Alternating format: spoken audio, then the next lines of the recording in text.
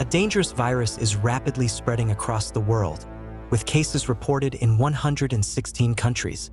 The World Health Organization (WHO) has issued an alert stating that if the virus is not controlled soon, it could lead to the next major pandemic.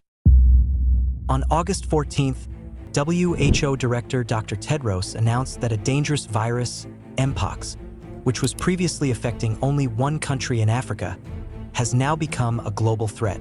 This deadly Mpox virus, whose weaker variant attempted to spread worldwide in 2022, has recently emerged with a new strain that is even more powerful and virulent than before.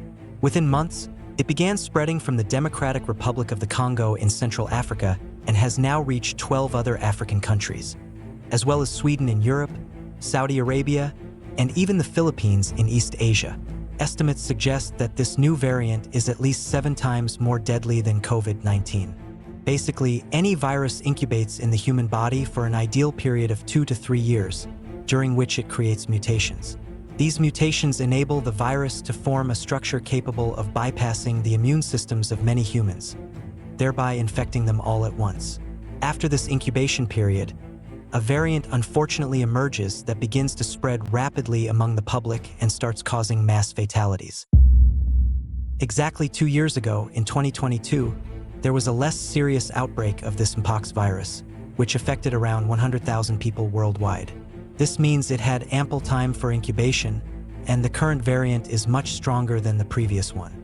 So, has this virus reached its tipping point, similar to what happened with the COVID-19 virus in March 2020, where it rapidly went viral and caused a global pandemic?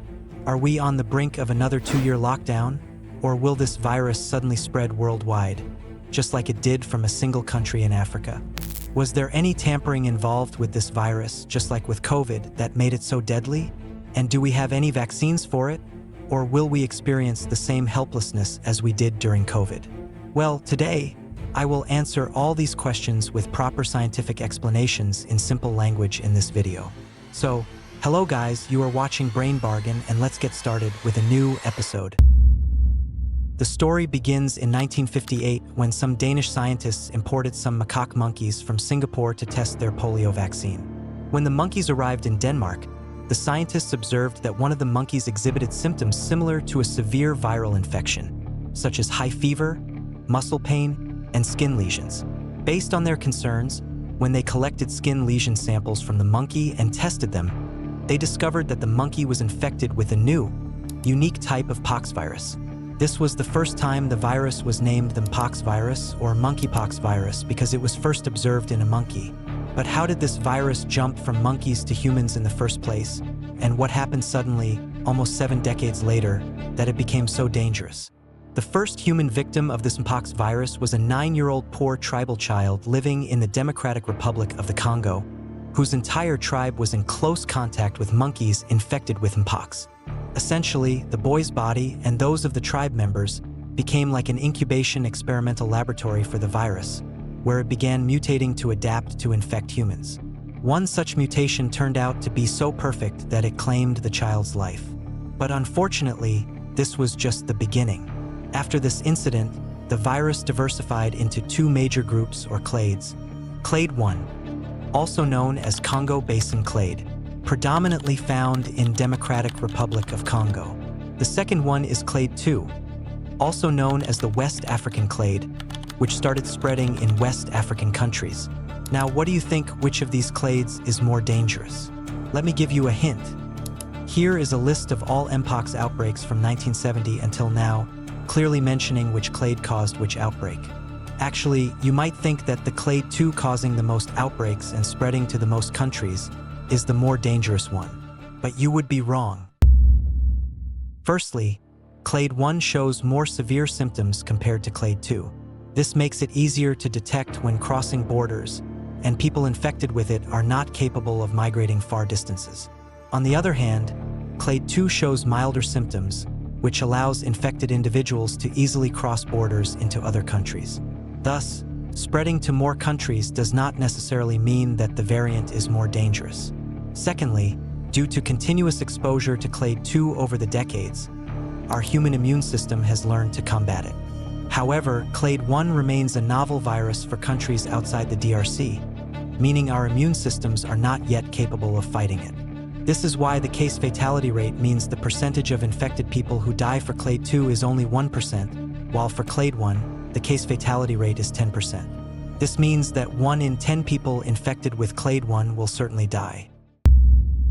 The medical infrastructure in Congo could be a factor in these deaths, but the difference between a 1% and a 10% fatality rate is still too high. The problem is that the Mpox variant currently spreading in 2024 is clade 1. It has started to spread beyond the DRC, gradually extending its reach throughout Africa, Europe, the Middle East, and Asia. This virus doesn't need much to spread. If an infected person or animal has lesions on their skin or has touched something, you just need to touch that person, animal, or object to contract the virus. And that's it. Now you are infected too. The Mpox virus belongs to a category that survives well in dark, cool, and humid environments. It can live on inanimate objects like clothes, tables, and glass for over 15 days. For instance, if an infected person sat on a train seat 10 days ago and the virus was left on that seat, it could still infect others. Considering the crowded conditions in trains, you can imagine how dire the situation could become. So, what exactly happens if you get infected with this virus? How can you determine if someone is infected? Mpox virus has 2 strains, clade 1 and clade 2. The good news is that the symptoms for both strains are the same, although clade 1 symptoms are more severe and deadly compared to clade 2. Both strains go through 3 stages from initial contact with the virus to full-blown infection. Stage number 1, incubation period. Stage number 2, prodrome, and stage number 3, rashing. In incubation period, the virus enters your body, adapts, and multiplies. This period generally lasts from 1 to 2 weeks with no visible symptoms. You might already be infected without knowing it. The prodromal stage of Mpox is quite dangerous. During this stage, you begin to see the early symptoms of Mpox, such as fever, fatigue, weakness, headache, sore throat, and cough, which are common in viral infections. However, one additional symptom that stands out and is not typically seen in other viral infections is lymphadenopathy or swollen lymph nodes. You may have noticed painful lumps forming under your jaw when you have mouth ulcers. These lumps are lymph nodes, which act like small local police stations throughout your body. If you experience severe viral fever, fatigue, shivering, and swollen glands near your throat, it is most likely that the Mpox virus has affected you, and you should immediately consult a doctor. If you ignore these symptoms and rely on home remedies, you could progress to the rashing stage. In this stage, the virus becomes fully active and starts affecting the epithelial cells in your body, such as the skin cells. You will notice flat, dry lesions on your skin, known as macules, which then begin to swell and turn into papules. These papules will eventually fill with fluid, becoming vesicles, and you will start to experience pain. As this progresses, the lesions turn into pustules. These stages progress within just 1 to 2 weeks, after which you become capable of spreading Mpox throughout your community. If you show symptoms of Mpox or are infected, you should follow these guidelines. Maintain personal hygiene and regularly sanitize frequently touched objects around you. You need to avoid close contact or intimacy even if the person is a family member. Also, avoid contact with stray animals to prevent the virus from reaching you. Finally, if you contract Mpox yourself, isolate immediately and avoid social contact until all body rashes and lesions are dry and new, healthy skin has developed. This helps prevent the spread of the virus to others. After recovery, if you are having sex, use a condom for at least 12 weeks to ensure your partner's safety. Remember, negligence can be the biggest enemy in this infection, so following strict isolation protocols is crucial for both yourself and your loved ones. A shocking and painful paradox emerged during our research. Currently, there is a powerful vaccine available from Mpox called MVABN. However, during the 2022 Mpox outbreak, the USA held back a total of 88 vaccine doses despite only about 32,000 cases being registered.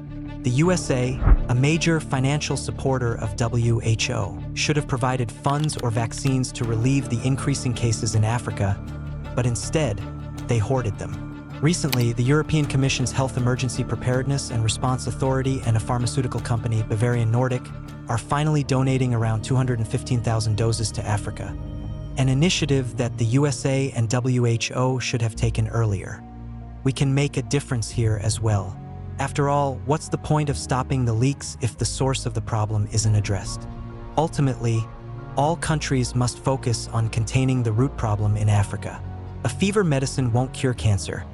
Similarly, solving the core issue in Africa should be a top priority for all countries. Finally, friends, we must all stay prepared with a proper civic sense and fulfill our duties as responsible citizens to limit the spread of this virus as much as possible. This will help reduce the number of cases. Share this video with your friends and family to spread awareness. Thanks for watching. Take care, stay fit, and stay healthy.